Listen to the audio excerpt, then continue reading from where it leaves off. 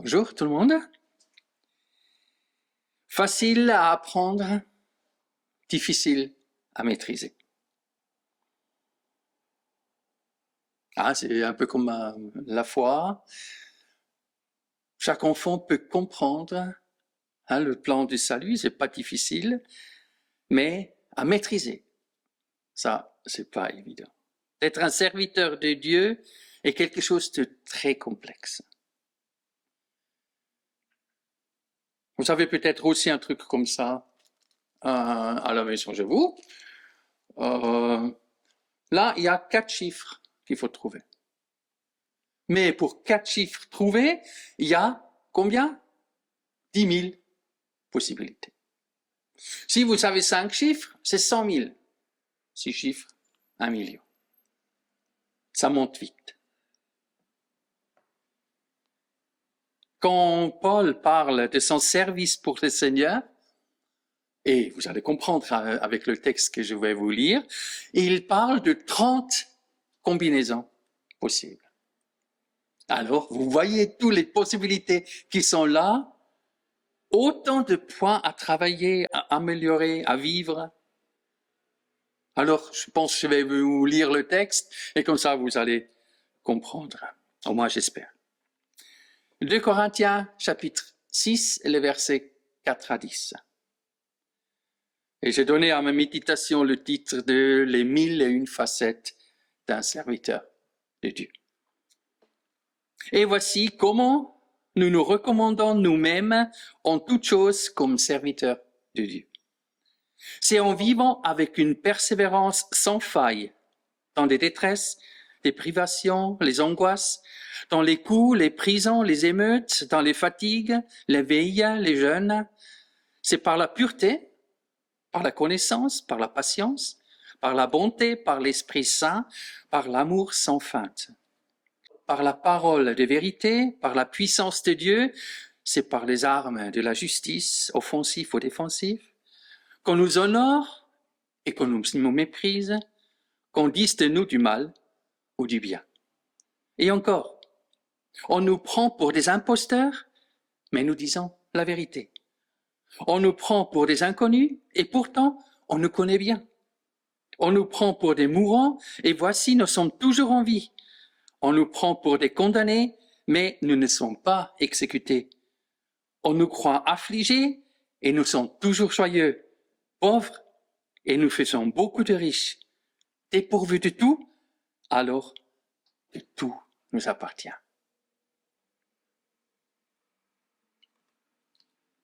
Paul, sur son 2e voyage missionnaire, vers 50 après Jésus-Christ, avait dû quitter précipitamment Thessalonique et il était arrivé à Corinthe après avoir passé par Athènes. À Athènes, vous voyez ça comme vous voulez, il avait connu un échec cuisant. Sa prédication sur l'Aréopage avait suscité hilarité et les moqueries. La sagesse humaine, prétentieuse et suffisante, s'était fermée à l'annonce de l'évangile de Jésus. Alors quand il est arrivé à Corinthe, au début de l'année 51, il était seul, craintif et sans moyens. C'est lui-même qui dit, 1 Corinthiens 2, verset 13. Mais loin de se laisser abattre par les difficultés, il continue aussi à Corinthe de prêcher l'évangile. Et c'était dans une ville avec pas mal de pauvres et beaucoup de faiblesses. Et le miracle a eu lieu. Le message était compris et accepté. Car ceux qu'il y a de plus faibles dans le monde, voilà ceux que Dieu a choisis pour confondre la force. 1 Corinthiens 1, verset 27. Il a écrit aux Corinthiens 4 lettres. De ces 4 lettres, on connaît encore 2. C'est le 2e, c'est notre premier Corinthien. Il a écrit face aux difficultés qui s'est installées dans les églises. Et le 4e, c'est notre 2e. C'était presque une défense face à des super-apôtres. C'est plutôt que Paul utilise parfois des chapitres pour se défendre parce qu'il y a de plus en plus de personnes qui se pensent plus forts que les autres. Alors si Paul parle de serviteur du Seigneur, de Dieu, il le résume dans 2 grands points ici. Qu'est-ce qui caractérise un serviteur de Dieu? Et il dit, je dis maintenant ça comme ça, hein, c'est la persévérance et c'est l'optimisme. La persévérance et l'optimisme. Le deuxième mot, j'étais longtemps pas sûr, mais je pense quand même que ça touche un peu là. Une persévérance sans faille en 1001 facettes. Je vais encore vous lire les versets 4 à 8. Et voici comment nous recommandons nous-mêmes en toutes choses comme serviteurs de Dieu. Alors, 2 points. Et voilà, qui est un serviteur de Dieu. C'est en vivant avec une persévérance sans faille. Et maintenant, on fait une énumération. Qu'est-ce que ça veut dire, persévérance sans faille? Dans les détresses, les privations, les angoisses, dans les coups, les prisons, les émeutes, dans les fatigues, les veilles, les jeûnes. C'est par la pureté, par la connaissance, par la patience, par la bonté, par l'Esprit Saint, par l'amour sans feinte, par la parole de vérité, par la puissance de Dieu, c'est par les armes de la justice, offensives ou défensives, qu'on nous honore ou qu'on nous méprise, qu'on le dise de nous du mal ou du bien. Peut-être pour comprendre ce que ça veut dire persévérance, il faut peut-être chercher parmi les synonymes. Et parmi les synonymes pour persévérance, on trouve des mots comme généreuse, incroyable, inébranlable, infatigable, inflexible, invincible, louable, tenace, attendre, chercher. Des mots forts qui prennent tout leur sens dans la durée. Une persévérance sans faille nous incite à ne pas abandonner malgré les difficultés. Et Paul nous cite 23 domaines. Bien entendu, je ne peux pas vous expliquer maintenant tous les 23 domaines. Je vais regrouper. Il y a le domaine des souffrances, dans la détresse, les privations, les angoisses, dans les coups, prisons, etc. C'est un thème que Paul prend aussi un petit peu plus loin dans sa lettre. C'est quand il est presque obligé de se défendre en tant qu'apôtre. Et il le fait manifestement à contre-cœur, parce qu'il n'aime pas se mettre en avant. Paul dit qu'il aimerait plutôt se vanter de ses faiblesses. Mais on pourrait presque dire, Paul se dit, à un moment, trop est trop. Là, il faut maintenant dire, une fois, mettre les points sur les i. Ils sont hébreux? Moi aussi. Israélites? Moi aussi. De la prospérité d'Abraham? Moi aussi. Ils sont serviteurs de Christ? C'est une folie que je dois vous dire. Je le suis plus qu'eux. Car j'ai travaillé davantage, j'ai été plus souvent en prison, j'ai essuyé infiniment plus de coups, plus souvent j'ai vu la mort de près. 5 fois j'ai reçu des Juifs, les 40 coups moins 1. 3 fois j'ai été fouetté, 1 fois lapidé, j'ai vécu 3 naufrages. J'ai passé 1 jour et 1 nuit dans la mer. Souvent en voyage, j'ai été en danger en passage des fleuves, en danger dans les régions infestées des brigands. En danger à cause des Juifs, mes compatriotes, en danger à cause des païens, en danger dans les villes, en danger dans les contrées désertes, en danger sur la mer, en danger à cause des faux frères. J'ai connu bien des travaux et des peines, de nombreuses nuits blanches, la faim, la soif, de nombreuses jeûnes, le froid et le manque d'habits. Et sans parler du reste, je porte mon fardeau quotidien, le souci de toutes les églises. Il dit ça en chapitre 11, les versets 22 à 28 de Corinthiens. Malgré cela, Paul a continué, toujours plus loin. On aurait pu penser, voilà, Rome, c'est vraiment le but de sa vie. Mais une fois arrivé à Rome, il voulait déjà aller en Espagne ou je ne sais pas où. Il voyait toujours plus loin. Tout ça était possible parce qu'il vivait une persévérance sans faille dans le domaine de la souffrance. Et vous savez pourquoi c'est possible? Parce que il ne laissait pas entrer la souffrance dans son cœur. Chez nous, c'est exactement là où la batte blesse. Le moindre souffrance alterne notre jugement, pourrit nos pensées, sape notre énergie, fausse notre perception. Pas chez Paul. Les difficultés comme motivation pour aller plus loin. C'est ça le secret de Paul. Et il parle de la domaine de la sanctification. C'est par la pureté, par la connaissance, par la patience, par la bonté, par l'Esprit Saint, par l'amour sans feinte. Et vous savez bien, nous avons un Dieu unique. Unique, dans sa grâce, dans son pardon, dans son amour, dans sa patience, dans sa fidélité, dans sa générosité, dans sa puissance, mais aussi dans son exigence. Il y a déjà 2500 ans, il a dit « Soyez saints, car je suis saint ». Il a un constant travail de purification à faire. Vous savez, chez nous, vendredi soir, après le travail, c'est le jour du ménage avec Christina. Alors chacun a sa tâche à faire. Moi, c'est plus salon et tout ça, et les toilettes et les douches et tout ça. Et vous savez, je peux faire ce que je veux. Et même quand je pense que j'ai vraiment bien travaillé, les douches, c'est vraiment propre. Christina, elle rentre et elle voit tout de suite là où ça va pas. Elle le trouve en 2 secondes.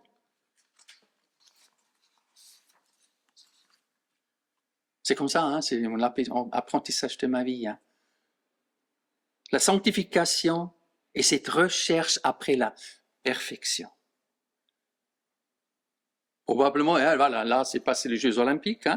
Vous savez, peut-être pas beaucoup avaient la chance de voir Nadia Comaneci le 18 juillet 1976 à Montréal. C'était la première gymnaste qui avait un 10. C'est la perfection.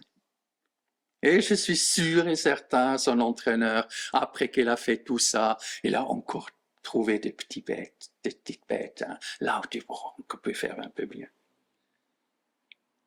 La sanctification dans la Bible concerne tout notre être, le cœur, les pensées, les relations avec Dieu et les hommes, notre comportement, nos réactions, notre façon de parler, ainsi de suite. Un serviteur de Dieu est en constante d'évolution avec Dieu et avec les hommes. La persévérance sans faille dans notre quête après le cœur de Dieu. Nous avons parlé des domaines de la souffrance et de la sanctification. Je continue avec le domaine de l'au-delà, du combat spirituel. Par la parole de vérité, par la puissance de Dieu, c'est par les armes de la justice offensive ou défensive. C'est peut-être un résumé de Éphésiens 6, 13 à 17 que vous connaissez l'un ou l'autre. C'est pourquoi endossez l'armure que Dieu donne afin de pouvoir résister aux mauvais jours et tenir jusqu'au bout après avoir fait tout ce qui était possible. Tenez donc ferme, ayez autour de la taille la vérité comme ceinture, etc. Toute la panoplie des armes que Dieu, que Dieu nous donne. Et c'est un encouragement d'être vigilant et de ne jamais baisser les bras. Et ailleurs dans la Bible, Dieu nous dit que le diable rôde autour de nous comme un lion. Et il essaye de nous dévorer. Il essaye de trouver les failles de notre vie. Et je vous rassure que chacun de nous, et chacun de vous, moi, nous avons tous nos failles. La question est, qu'est-ce qu'on fait pour combler les brèches? Qu'est-ce qu'on fait? Est-ce qu'on prend ce que Dieu nous donne? Notre voisin en face, de là où on habite à Pompée, il s'appelle Umberto, n'importe, est un sacré bricoleur devant l'Éternel. Et chez lui, il a tous les outils qu'on veut.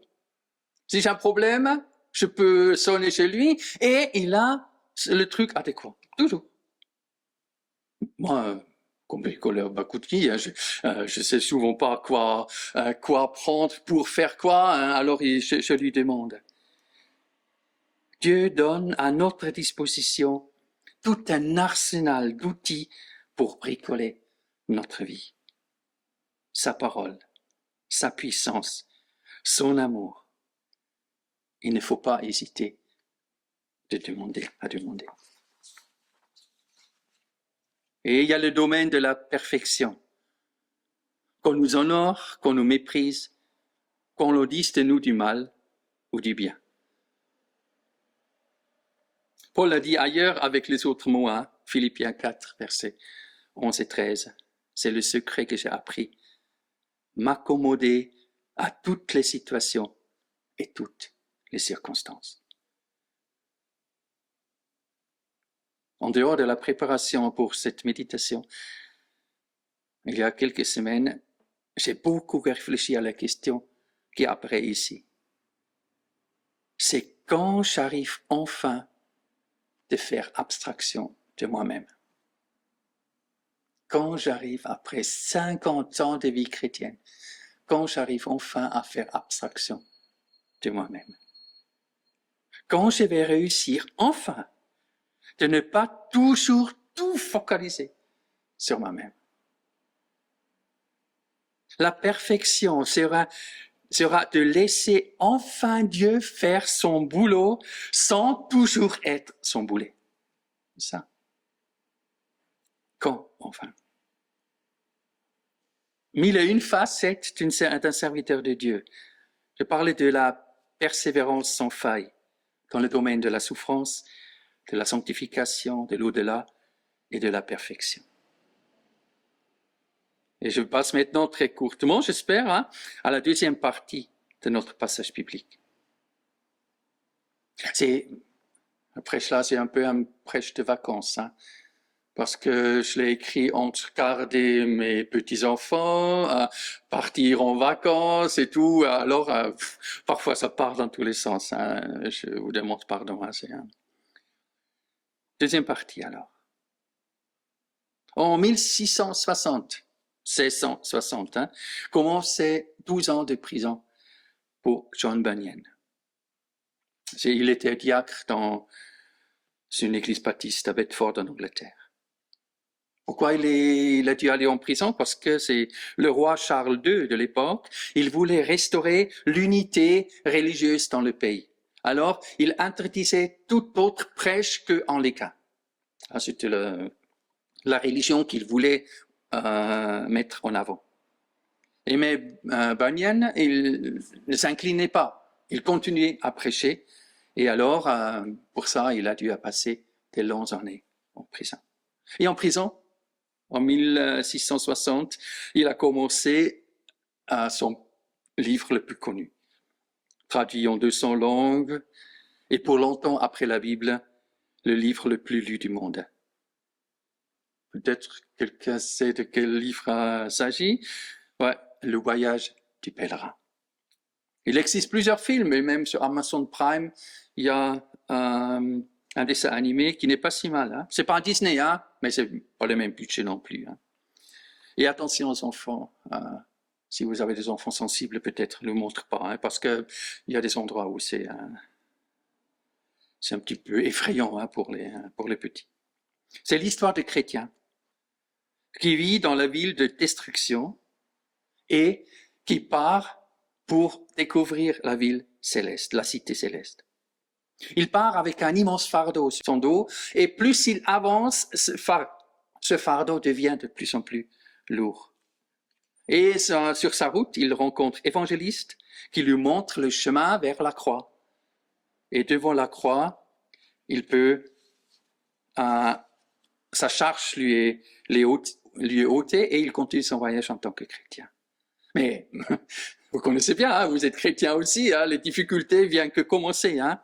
Alors il passe par le marais de découragement, par la montagne de la foi, et de la loi, pardon, la ville des vanités, et toujours pourchassé par les démons de l'adversaire. Mais sur son chemin, il rencontre aussi les autres personnes. Comme j'ai dit, évangéliste, le bon berger, fidèle, et instruction. Et instruction, c'est comme un peu une étude ou la personne qui lui aide à avancer. Il dit quelque chose qui m'a touché. Et, cette personne lui a dit, attends, chrétien, il faut pas seulement regarder, il faut voir. Il faut pas seulement écouter, il faut entendre. Parce que si on s'arrête toujours aux premières impressions, on se prive de beaucoup de choses dans la vie, chrétien ou pas. Alors Paul nous appelle, selon moi, à avoir un bon optimisme, un saint optimisme. Un optimisme à toute épreuve en 1001 facettes. Et encore, je lis encore le verset 8 à 11, on nous prend pour des imposteurs, mais nous disons la vérité. On nous prend pour des inconnus, et pourtant on nous connaît bien. On nous prend pour des mourants, et voici, nous sommes toujours en vie. On nous prend pour des condamnés, mais nous ne sommes pas exécutés. On nous croit affligés, et nous sommes toujours joyeux, pauvres, et nous faisons beaucoup de riches, dépourvus de tout, alors que tout nous appartient. Voilà, le sentiment nous dit imposteur, inconnu, mourant, condamné, affligé, pauvre, dépourvu de tout. Le on, c'est qui? On nous prend. On, c'est le monde, les bonnes et les mauvaises intentions, ma conscience, des ennemis de la foi, les frères dans l'église peut-être, un membre de la famille, le diable. Parce que si vous êtes comme moi, vous savez toujours d'où viennent les voix dans votre tête, ou vous savez toujours qu'est-ce qui est vrai ou pas vrai. Qu'est-ce qui est, de tout ce que vous entendez, de ce que c'est pour vous passer par la tête, qu'est-ce qui est digne de confiance? Vous savez toujours ça?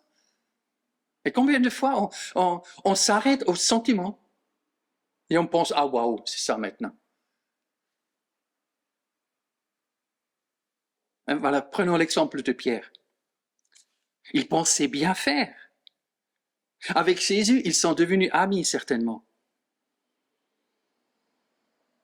Je me rappelle bien que j'étais jeune chrétien, jeune pasteur, on a dirigé des camps, et aussi de camps de ski.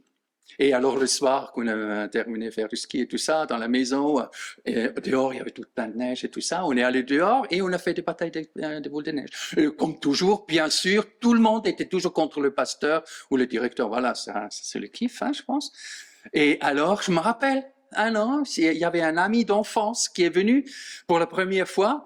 Et quand il a vu ça, moi, au milieu de tous ces boules qui arrivent, il court vers moi, il se jette sur les boules et dit, c'est mon ami! Et il essaye d'attraper tous les boules de neige qui me sont destinées. C'est mon ami. Pierre, il voulait pas que Jésus meure quand Jésus lui parle de, je dois monter à Jérusalem, et là, je dois mourir. Et Paul dit, mais non! Tu es mon ami, je veux pas que ça t'arrive. Non, Jésus. On ne veut pas te perdre comme ça. Et vous voyez peut-être vous connaissez les réponses de Jésus, qui était certainement un choc pour Pierre. Arrière, Satan. Ce que tu dis ne vient pas de Dieu. Que nous ayons des sentiments, c'est une bonne chose. Peut-être moins que nous sommes dirigés par des sentiments. Ça peut faire beaucoup de mal. Parce que les sentiments ne sont pas toujours fiables. Combien de fois j'ai pensé, waouh, cette prêche-là, quand j'ai préparé, waouh, elle est vraiment bien. Là, j'ai trouvé un truc et tout ça. Mais finalement, c'était complètement nul. Mais parfois, j'ai pensé, mais c'est rien, qu'est-ce que je raconte là? Et les gens étaient touchés. Et ils ont dit, c'est exactement ce que... que ce qu'ils avaient besoin. Laissez-nous pas diriger par les sentiments. L'Église d'aujourd'hui a besoin de certitude. L'Église a besoin de certitude. C'est urgent de reconnaître les réalités spirituelles. Elles sont là, à portée de main, résumées entre deux couvertures d'un livre. Les certitudes. On nous prend pour des imposteurs, mais nous disons la vérité.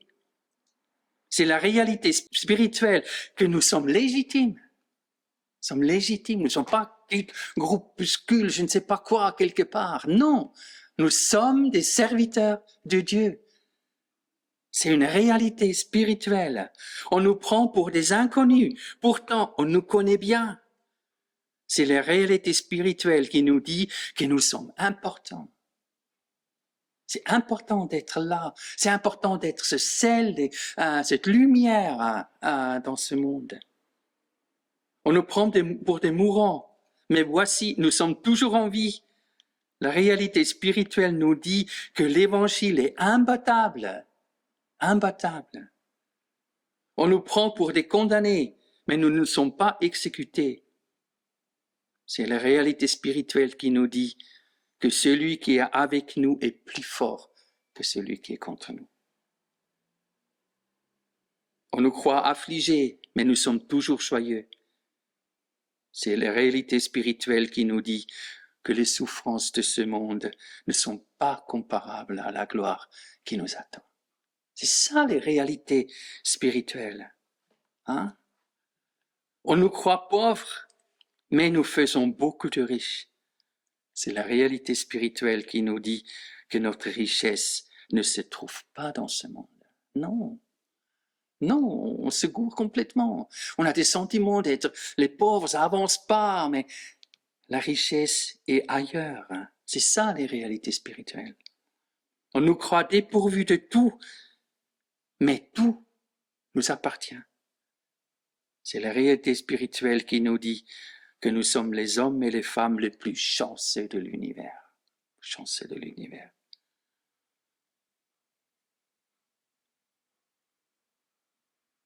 Nous sommes tous en quelque sorte des serviteurs de Dieu, d'une façon ou d'une autre. Chacun à sa place, chacun dans son univers, et chacun avec ses points à améliorer, ses points à avancer, corriger. Deux choses sont importantes pour aujourd'hui, la persévérance et l'optimisme. La persévérance dans tous les différents domaines de notre vie. Soit la souffrance, soit la sainteté, etc. La persévérance dans la vie. Mais aussi l'optimisme. Hein? Basons-nous pas sur les sentiments qu'on entend, mais sur ce qui est la réalité spirituelle. Vous voyez, ma dernière page de mon manuscrit là, c'est une page blanche. Hein.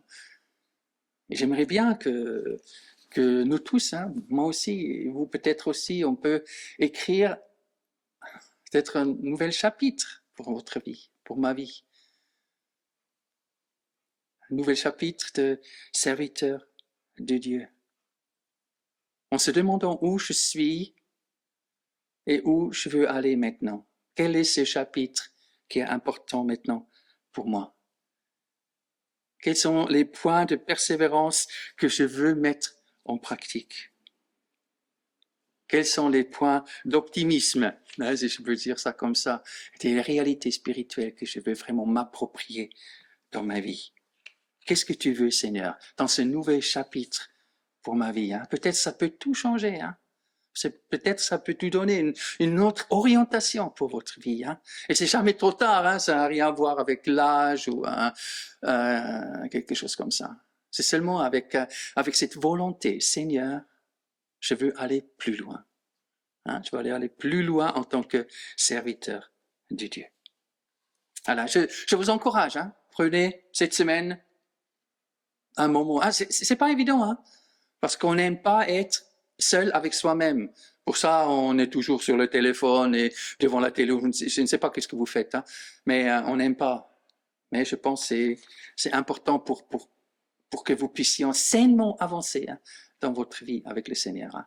Prenez ce temps, hein, prenez cette feuille blanche et écrivez un nouvel chapitre hein, pour votre vie avec le Seigneur. Que Dieu vous aide. Hein.